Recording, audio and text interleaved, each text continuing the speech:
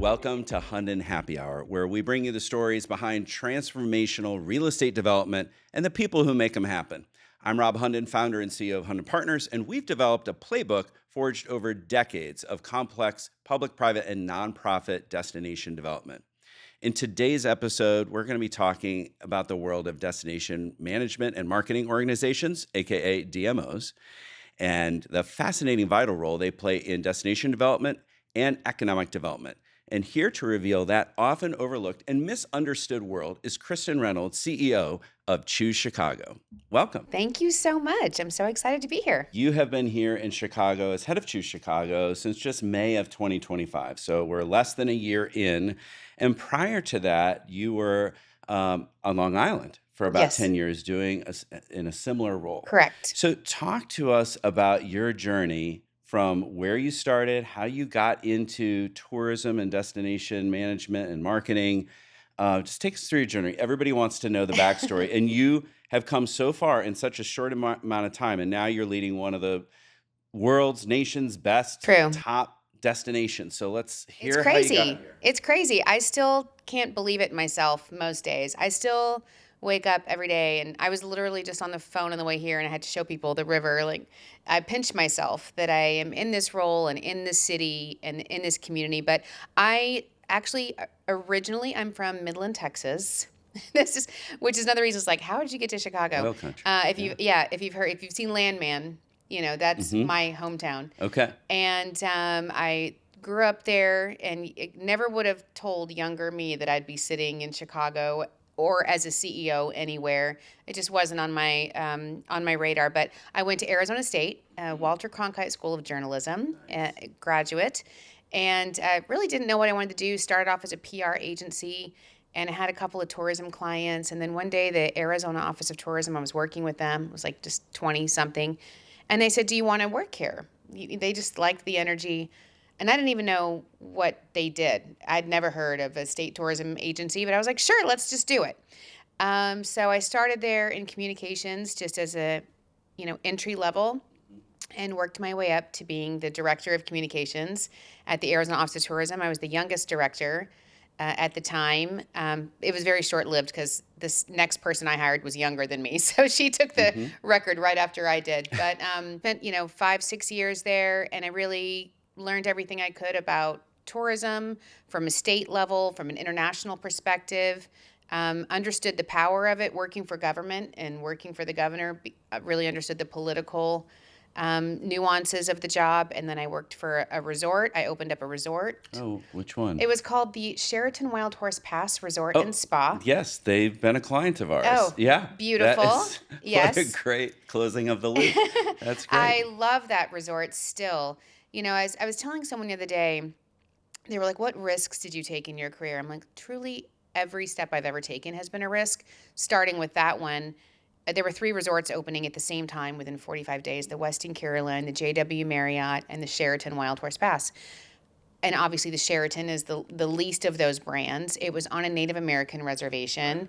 The other ones were in Scottsdale, and I wanted that resort because I was a PR person, and it told a story.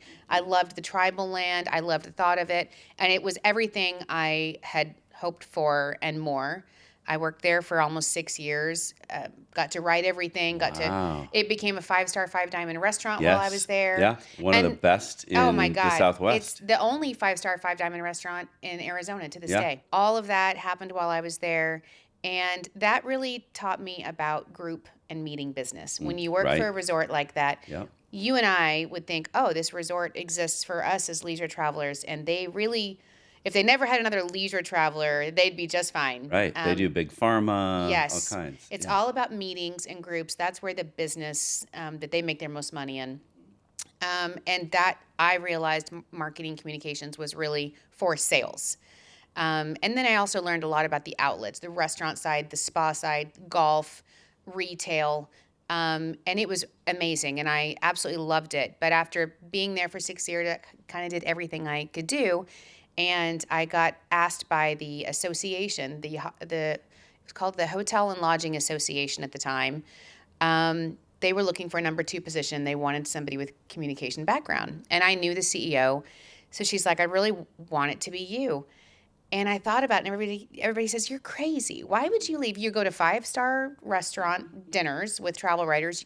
I had to do every spa treatment, of course, before I could Right. write about it. I mean, obviously. I had quite the gig. Yeah. And it was the onset of 2008, which was the recession. There was a lot of risk to it, but I really believed in what the association did, which was more about the advocacy for the industry. And I think it kind of came back from my state tourism days. And I believed in the ROI of what we did. And I wanted to make a difference. I wanted to just do something that was a little bit more of a challenge. So everyone thought I was crazy, and I did that. And it was incredible. I learned so much about politics and advocacy. I learned about board governance. We managed several different organizations that we ended up merging into one big hospitality and tourism organization. But we had several boards, fundraising, stakeholder engagement, all of that kind of association or nonprofit management came from that. And it was a crazy time. And then I became the lobbyist while I was there for the state tourism industry. We fired both of our lobbyists. It was after the boycotts, if you remember the SB 1070 boycotts. Our lobbyists weren't performing, so I became a lobbyist. And we got the new governor elected, and I was kind of like, okay, I've done everything I can in Arizona. And I wanted to be the next level. I was a number 2 there for 7 years. And no one ever leaves the number 1 job in Arizona. The CEOs, they're all there. They're all still there forever. Until they retire, yeah. Yeah, and I knew I was going to have to go somewhere. And then someone, literally as a joke, said, oh, my friend from New York City, Long Island's hiring someone. Nice. They're looking for a CEO. And I'm like, oh my God, Long Island. I didn't even know about it. I couldn't even tell you anything about it other than it was near New York City. That's all. They're like, the Hamptons are there. I'm like, that's where the Hamptons are? Who knew? I didn't know that. So I just, on a whim, I read who was there before and what they had gone through. And I was like, well, if that guy can do it, I can do it. You know what I mean? Kind of thing. Yeah. Threw my name in the hat. It was an 8-month process. They had been through a tremendous amount of turmoil in the organization. And then I came in, they flew me in. I was the top 3 after 8 months. And they offered me the job before I even left the building. Amazing. It was incredible. I was like at the lobby bar, expecting to just fly out the next day, having like a beer and a pizza. And the board came out and they said, we'd like to propose a toast. We just voted unanimously. Wow. How cool is that? It was the coolest They're like, experience. don't leave. Yeah, they said to me like later, because then I ended up being there for 10 years. They were like, we knew if you got on that plane, you'd be like, I'm not moving there. So they literally embraced worried. me Yeah. and said, we're gonna make you successful. We're gonna support you. I was a single mom at the time with a 3rd grader and a 6th grader, my 2 daughters, and they were like, your daughters are gonna love it here. The education is amazing. The schools are awesome. And I was like, oh my God, I'm moving to Long Island. Like I literally didn't intend to. A night and day experience from Arizona. I'd never been a CEO. Everyone thought I was crazy. Everyone's like, you're leaving to go where? And I think 99% of the people thought I was set up for failure. Sure. Maybe even myself. Yeah, you don't know what you're walking into. Exactly. But it ended up being the most pivotal moment of my life, not just my career, because my daughters now consider themselves New Yorkers, and they did get incredible educations. I met my husband while I was there. Nice. And so we had 5 kids between us. We're like the Brady Bunch. We raised our kids. Great. And our youngest one was getting ready to graduate from high school. And I was like, I don't know. I feel like I'm a little bit too young to be rocking on my rocker on my porch, Right. you So know, you'd been alone. at Discover Long Island. We'd been there for 10 years. 10 I'd been years. there for 10 years. And it's a 2-county DMO? It's a region, right? Okay, it's a region. Yep, it's a region. So Long Island is made up of 2 different counties. Right. 119 different towns, villages, and hamlets. That's just a couple. 120 chambers of commerce. Oh, my land. So wow. It was, talk about an education. And it was an education in New York. I mean, I learned about labor. I learned about, East Coast politics. It was really incredible. It taught me everything about DMO management. And it was basically like creating a new DMO from scratch. Right. And so then I was like, I don't know what to do next. I was kind of thinking maybe we'd go back to Arizona or whatever. And then my husband is from Chicago. Uh-huh. I always say, out of all the guys I have, could have met in New York, I meet the guy from Chicago. Right. I was like, he said things like, holy cow. I know, it's just so cute.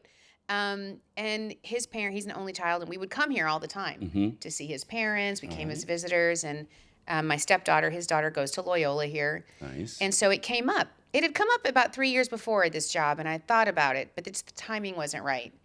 The kids were still in school, and then I didn't expect it to come up again. It came up again, and I'm like, I'm going to throw my hat in the ring for that. Yeah. Total long shot. Nobody thought I could land it. And then even the people that did were like, you're going to Chicago? Like, are you sure? Yeah, we had been without a permanent CEO for many years. Yeah, it's been about a decade of a revolving door in this organization.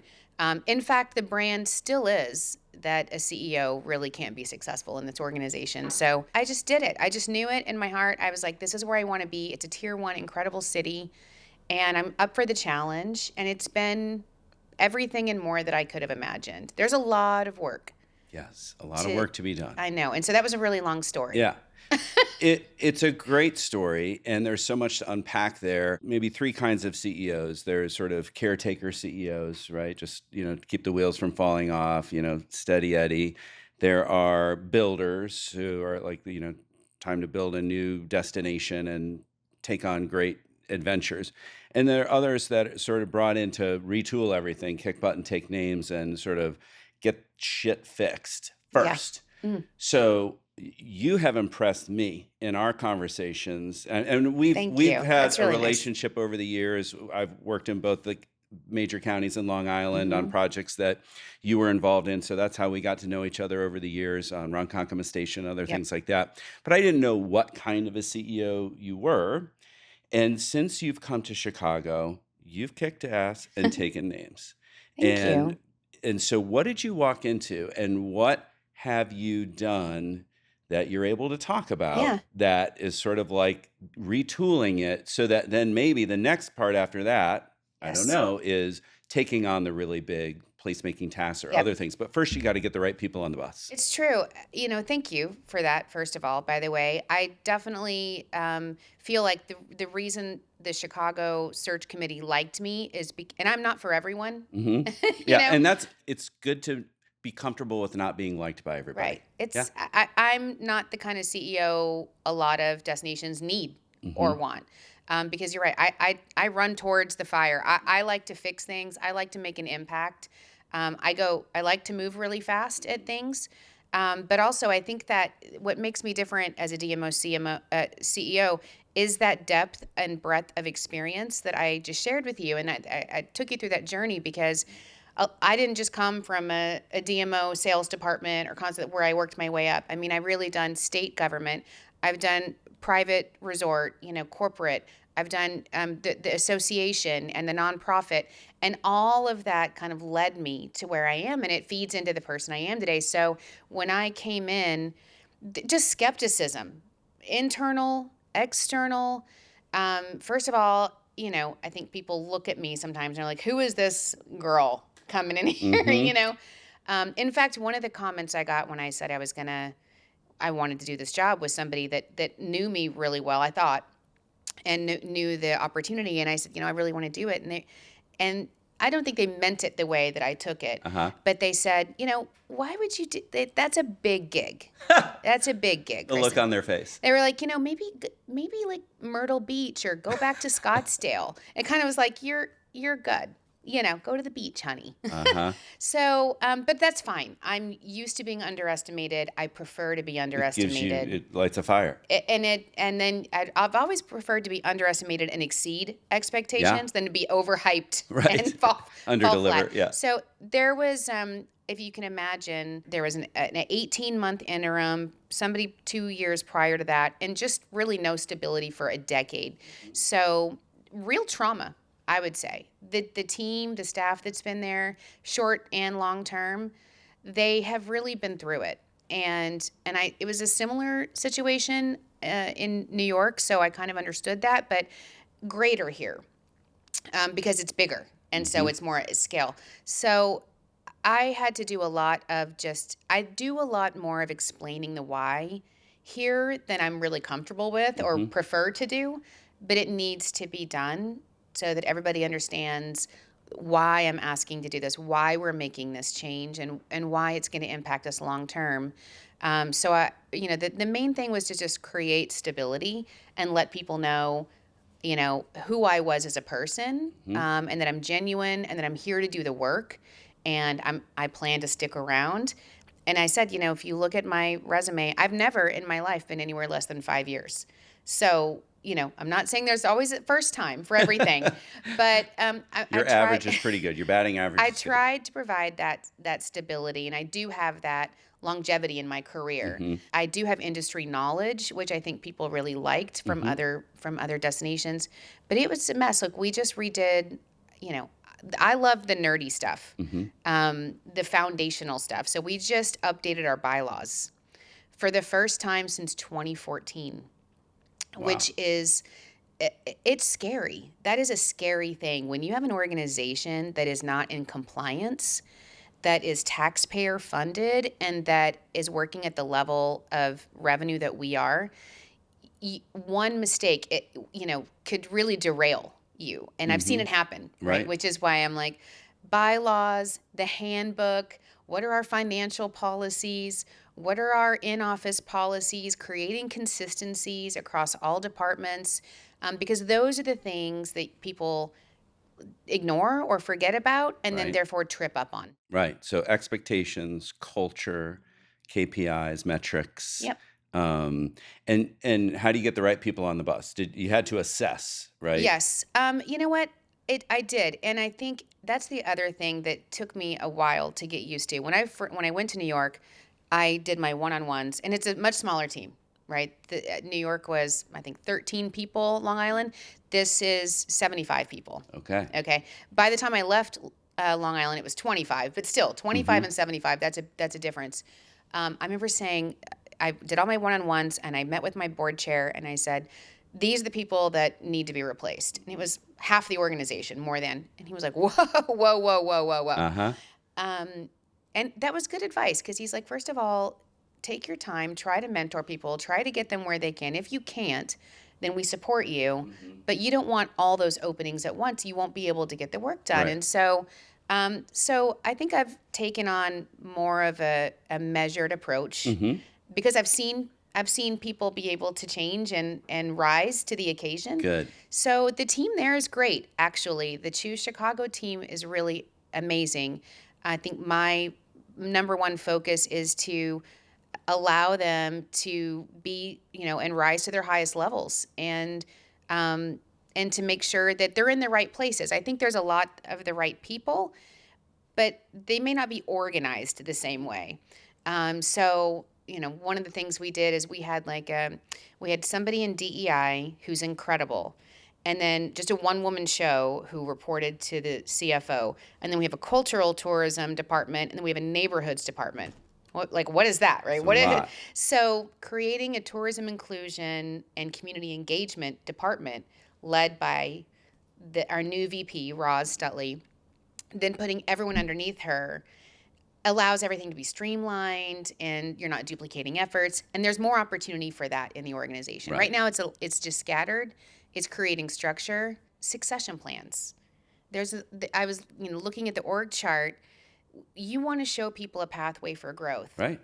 And we really didn't have succession plans. Everybody was kind of at this level. There wasn't a lot of investment in them to move up. And then when there was an opportunity, we would post it and bring someone in.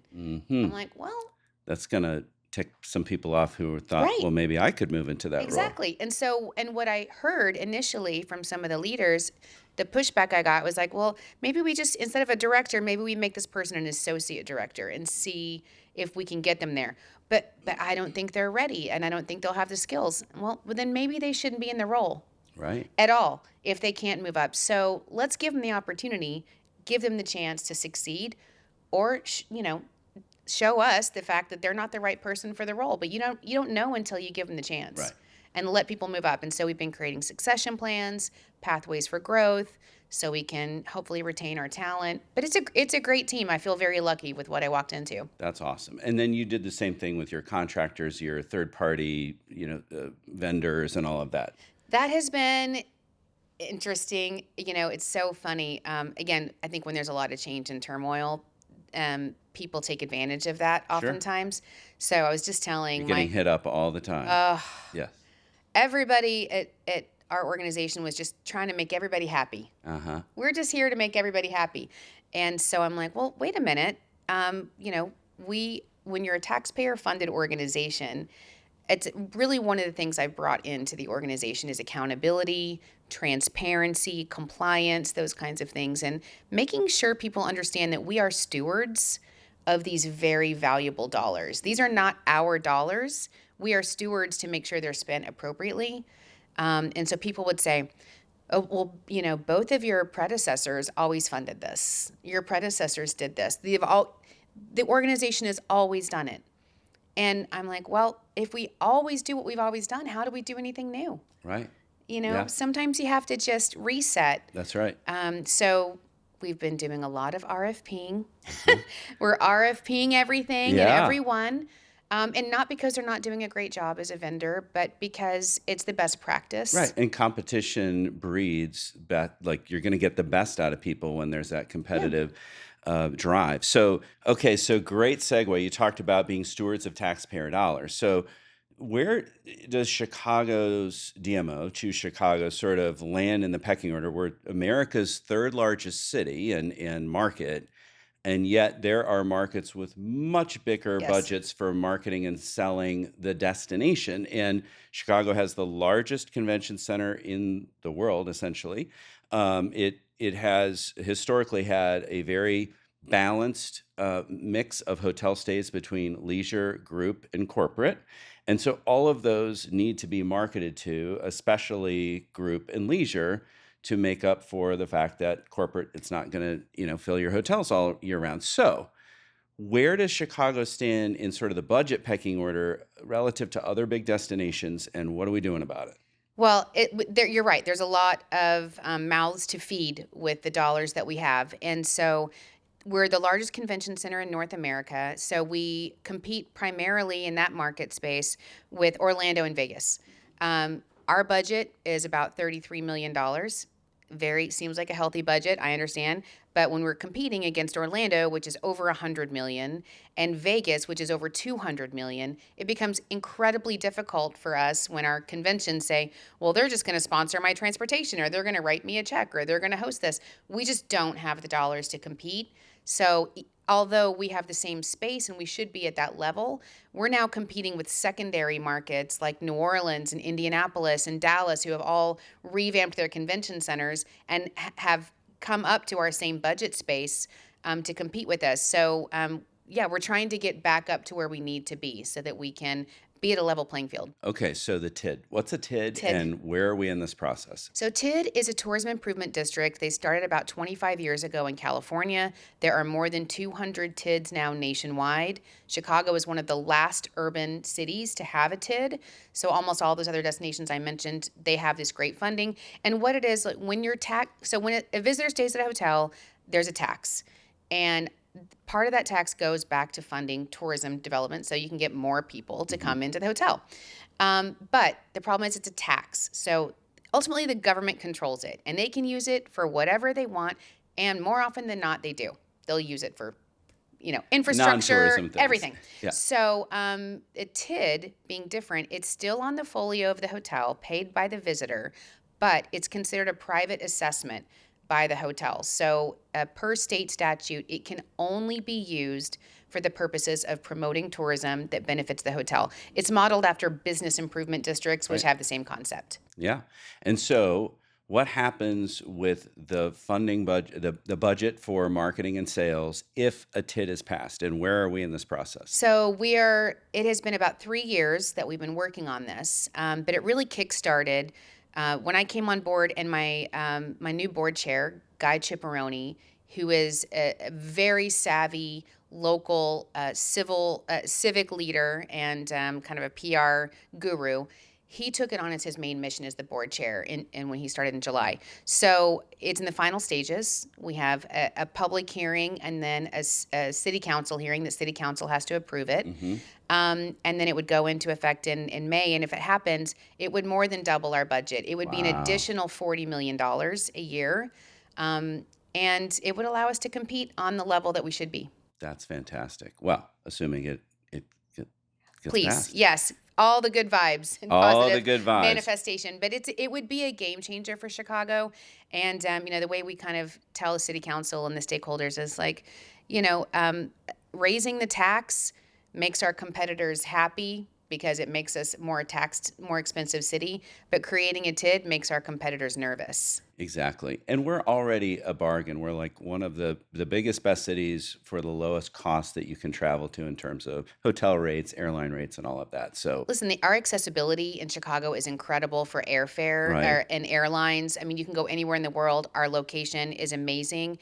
But I think people expect it to be really affordable because it's in the Midwest. But we're an urban city, so there is still a price point you're going to pay when you come here, but you're also going to get that level of experience. Yeah, absolutely. We're going to go to something that I like to call Sip and Spill.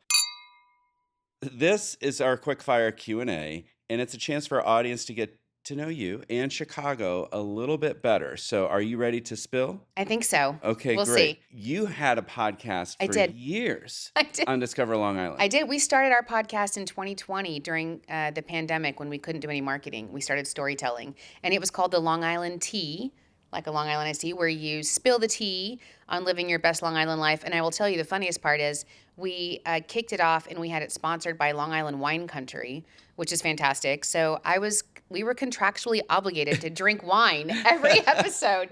So it was, the first year was a little rough, I'm not going to lie, but we had a good time. It's like the last hour of the Today Show. They're just always Yeah, it was drinking. fun. Right. It was Yeah. fun. Perfect. Okay. So you know all about spilling the tea. So here we go.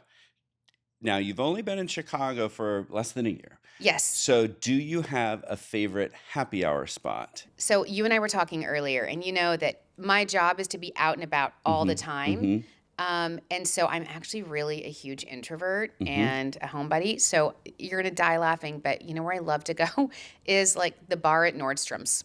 Oh, I love that. I love that. Yeah, so I'm just people like- want to know where to find you. Yes, please don't go there. I should not have said that because that's exactly Between it's so tiny. 6:45. I know. No, there are a million places, and it depends on the season. Obviously, in the summer, you want to be outdoors Sure. along the Perfect. river. There's so many places, but yeah, it's awesome. Favorite art and cultural venue, one or the other or both? Oh my gosh. Well, I was just last night at the Cadillac Theater. I've been there twice now. Yes, we were there together. We were there together. We saw Outsiders, and I was there a few weeks ago seeing Phantom of the Opera. And first of all, the theater is so beautiful. The seats are really comfortable, which I thought was, and they have this great suite experience. It's like an extra $45, which is a huge value. And it's like free drinks 45 minutes before the show and in the intermission. And the best part about it, private bathroom. Yes, that is fantastic. So you can't beat that because we know the lines for the bathroom are so terrible. Broadway in general, I would say, but that theater is great. One of Chicago's great theaters. Yes. Okay, favorite sports venue? Okay, so I went to my first Chicago Bears right. experience, and I was not in a suite, Rob, okay, for the playoff game against the Rams. Oh, so you were cold. It cold. was snowing, it was freezing, and it was just epic. It was epic. I couldn't feel my fingers or my toes, no matter how many, like I went to REI that day and bought everything. That's hilarious. But having that experience at Soldier Field, it's just, I'm so glad I did it because it's really one of those true Chicago staples. Yeah, absolutely. And because we were so late into the season this year, it was an insanely cold and snow experience. So it was, like I felt you said, like I got my Chicago grit. Yeah, you earned some stripes. You earned your stripes there. How about, do you have a favorite coffee shop? So, you know what? There's a coffee shop right near where I live called The Capital. Okay. And I've been there a couple times. It's really cute. But what I want to do, I've seen it on TikTok. I haven't been there yet to do this. But every now and then they have these pop-up like dagers. Do you know what dagers? It's a day rave. It's a dage. Wow. And they'll just have a DJ in there, and it's like a club at like Wow. 1 o'clock in the Oh afternoon, my and that's gosh. my vibe. That's So I'll awesome. let you know. We'll go together because That sounds at the good. Capitol, I want to So get we're yeah. day drinking coffee and raving Right. It's a and latte, but we're like bouncing to a DJ. I love it. wow. Any like and but no alcohol involved, No, I just think that I think they do also serve okay. alcohol, Okay. but it's not mandatory. Okay, something to think about. Yeah. Okay. Now, you talked about the summer. Of course, it could be winter at a Bears game, but how about favorite outdoor spot? I love the bean. Since moving here, obviously I've had a lot of visitors, family members, friends, and Hmm. it's the number one thing everybody wants to go. It's mandatory. Getting your picture there, and no matter how many times I drive by it, walk by it, it's It's so cool. cool. Yeah. And it looks different every time because of the reflection. It's an incredible work of art. I know we've spent a lot of time on the Riverwalk I together. love the river walk. Okay. I'm looking at a picture of it here in your office. It is just really remarkable how that has transformed Chicago and the city. And you know what I love about it is even if you're not down in the Riverwalk, I eat a lot at the restaurants Hmm. above it, Yeah. and You it get the vibe. just creates the vibe.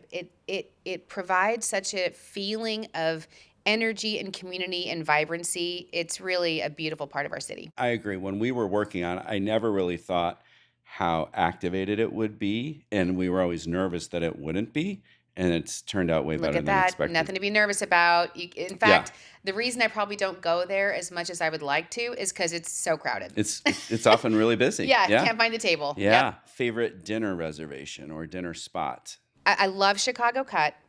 Yes. Okay, I go there all the time. It's Mhm. like the place for Chicago business people. Uh-huh. And I love the owner, Matt, with this like very thick Irish brogue. I mean, Nice. he's so cool.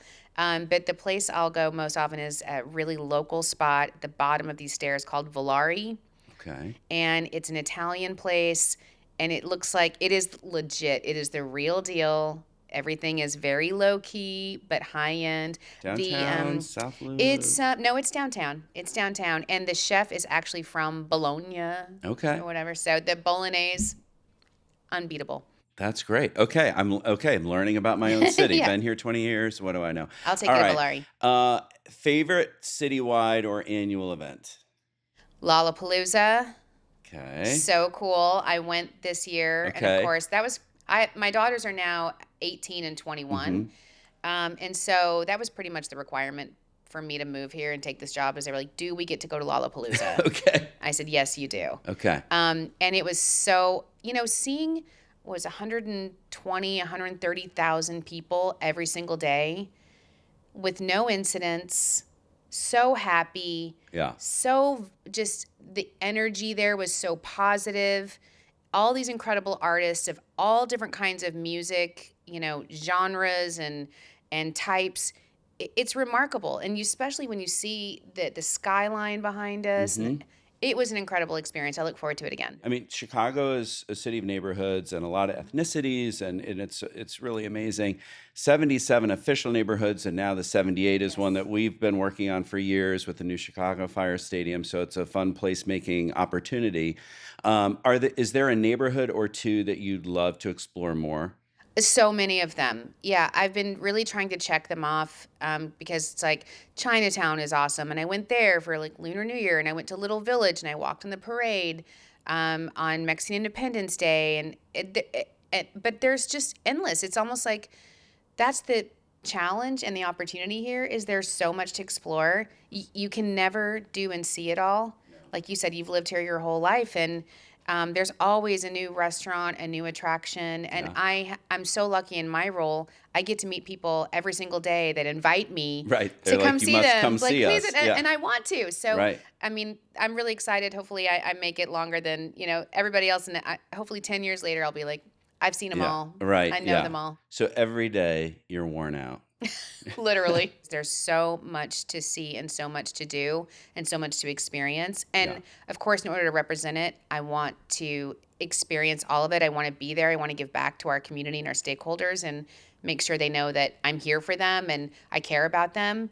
But I do have to pace myself. Okay. So I'm going to ask you one last sip and spill. What was the biggest surprise in Chicago compared to what you thought it was going to be like? You know what? It's so friendly. It's the people. I told this story the other day, and tell me, so especially coming from New York, here's a Chicago thing. Chicagoans will ask you where you live. Mm-hmm. This is not a thing you do in New York. Like, Right. where you live is like private. No one, like, are you a stalker? But Chicagoans will go, where you live? What neighborhood? Mm-hmm. And you tell them, and they're like, oh, what street? Yeah, right. And you're like, oh, and they're like, oh, I which heard building? somebody Which ask me building? that yesterday. Yeah, which building? And I'm like, this is really personal, and I'm scared. I'm actually scared. But the reason is because they want to connect to you. They're like, Right. oh, my cousin or my uncle, or like Yeah. somebody said they want to deliver cookies to you. It's really, I think, the most friendly community I've ever lived in. And people don't know that about Chicago. They think it's this big city and it's got maybe some misperceptions. It is incredible. Yeah, absolutely true. Absolutely true. People are so friendly. All right, so now we're going to talk about leadership. I've always been impressed with you, but as I've gotten to know you, even over the last 9 months, I was so excited when you got the job, and I know, saw it in we're the so paper sweet. or whatever, however I heard about it first, and I sent you a text. I love it. It was my favorite text. Let's effing go. That's right. I That's was right. like, yay, it was so Because we sweet. were waiting for, setting expectations high. We've been waiting, like you said, for 10 years in one of the best markets in the world. And we had kind of been without leadership. So the fact that it was somebody that I knew and liked to hang out with, it was like, this can't get any better. But since you've been here, I've been so impressed with just your leadership, energy, sort of style, like the fact that leadership's a lonely role. You're okay with that. You're okay that you're not going to be everybody's cup of tea, but you've got work to do and you're doing the work. So I love that. Now, you're also an inspiration to women, young and of any age, but we talked about this on the prep call. It's not easy to be in your shoes. It's not necessarily easy to be a female leader, but what do I know? You know that. You have the lived experience. Tell us about what it means to be a female CEO at a young age of a top market.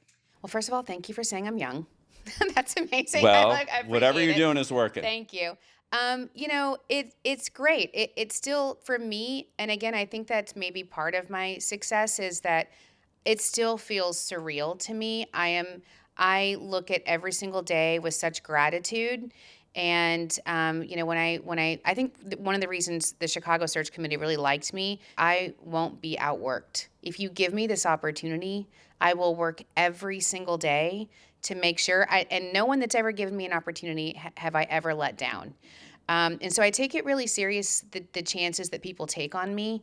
I'm a very loyal person, and I want to always return that risk. And Chicago's known for like hard work ethic. I don't even think I knew that at the time. The city that works. Yeah, Of the big city shoulders. of big shoulders. That's right. And but I was the only female candidate in the finalists for this job. I was the first female CEO at Discover Long Island in 39 years. And so, what I told them is I said, and I still knew they were wavering on me a little bit at the last, because I didn't have convention experience at this level, and there was a lot of reasons they should be skeptical.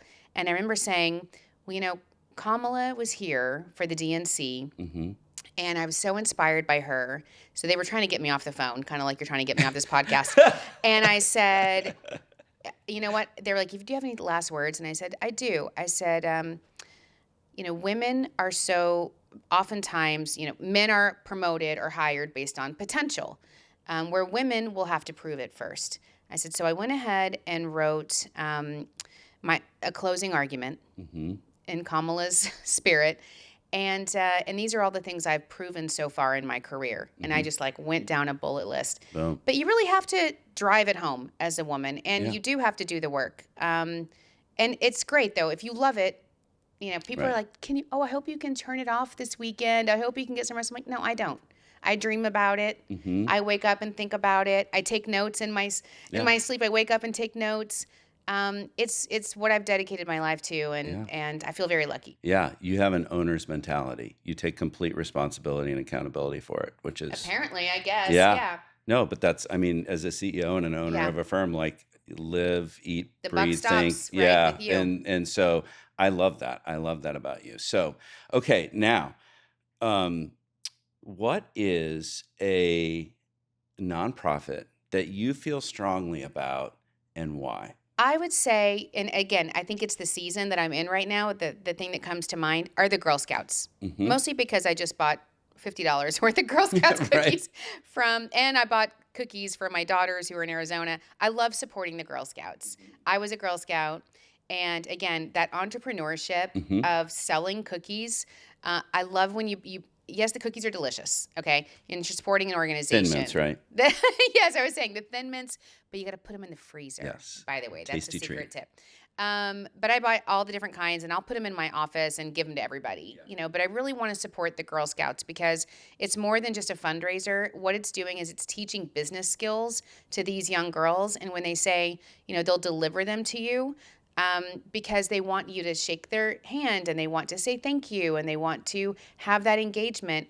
And having 5 teenagers between 18 and 21, it's so hard these days with kids on screens. They don't know how to talk to people. They don't understand that face to Sure. face. So I really like the selling, the competition, the reaching your goals. It's a great organization for young girls. That's great. Well, I think you've just convinced me to buy like 12 boxes of Even if you don't cookies. eat them, just give them away. No, no, I do that too. So Okay. absolutely, we'll be definitely buying some Girl Scout cookies, and I love all the reasons and I agree. I mean, that's absolutely true. So now I'm going to do something selfishly because we are all about placemaking and destination development and sort of being the Sherpas that take mayors, city managers, DMO heads, like sort of say, hey, take the mantle of destination development on. We'll walk with you through the sort of hills and valleys that takes to get hard things done. You're used to getting hard things done. So do you have some thoughts and ideas about where what some big things that Chicago could be dreaming about next? Anything out there? I do. It's funny because I have this approach at things that drives people insane. Okay. I always say I approach things like Elle Woods from Oh, Legally Blonde, where yes. I'm like, what? Like it's hard? Just do Legally it. blonde. Yeah. For me, if you want something, set your goal, chip away, get it done. I Hmm. have very little patience for white papers or, op-eds about big things. Theoreticals. So Yeah. I try to think about things that are achievable. And there's so much that's coming up here. Like you said, Yeah. there's the 1901 at United Oh, Center. yes. You guys did the River Walk. There's the 78. Yeah. Navy Pier is going through an evolution right Yeah. now. I mean, there's so much, but so right off the bat, the biggest opportunity I see, which I think would be very easily done, I just need to get the right players in place, is I want to activate the winters in Yes. Chicago. So Yes. coming from New York's peak season is starting Thanksgiving through New Year's. They get 8 million visitors a year during that time. You can't get a restaurant reservation. The hotels are $1 zillion. You can't get a Broadway show ticket. That's right. And it's cold Yeah. because they've created a magical experience with the holidays. And then I come here and I'm like, well, we have all of these things. We have Chris Kendall Market. We have Magnificent Mile. We have tree lightings, but we have Navy Pier. There's so many wonderful things. We're not pulling it together. So I'm like, why don't we have the Saks Fifth Avenue light show every 30 minutes on Right. Magnificent Mile? And why don't we have, instead of just a market in the square, why don't we have like Bryant Park does at Grant Park with igloos Sure. and experiences, but walkable where people can tie it all together, and then Right. a great show at the theater like the Rockettes.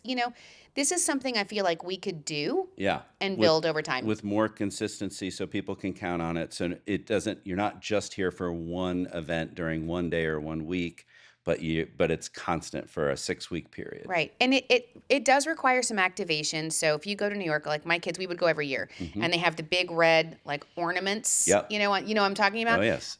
Every year it's the same. This is not hard, okay? You get you store it somewhere and Yeah. then you break it back out. And people will come to get their picture in front of it. People come to Bryant Park, all my kids came, to get their TikToks. Yeah. Because there's some famous gnocchi or some famous strawberry that somebody saw on TikTok, you have to do Right. it. You do have to package it. You have to create it. But New York has gotten so congested during that time. I was just Yes. there this Oh, year. it's You tough. I can was barely there. walk through Yeah. there. And I'm like, we have an opportunity to siphon that off. Yeah. We could absolutely grab some of New York's share. I think it would Or be. others. I mean, I think this is something we could bring the community together to create from Thanksgiving. Starts with a Magnificent Mile light parade, and just take it all the way through to our, we had Dick Clark's Rockin' Eve for the first time at Yeah. New Year's Eve. So we're starting to get these bookends in place. We just have to fill in the middle. Well, all the assets are there. It's just about packaging, marketing, a little chutzpah, and just getting the band together and making it happen. Exactly. Well, thank you, Kristen, for chatting with us today. Thank you so much for having me. Always love talking to you. You always get me so inspired with ideas. Same. You energize me. And so now it's time for the next happy hour after this happy hour. Okay, let's go get a drink. So thanks for joining us for another episode of Hunden Happy Hour, and we'll see you next time. Hunden Happy Hour is produced by Hunden Partners, hosted by Robin Hunden, recorded in the Hunden Partners offices in Chicago, Illinois.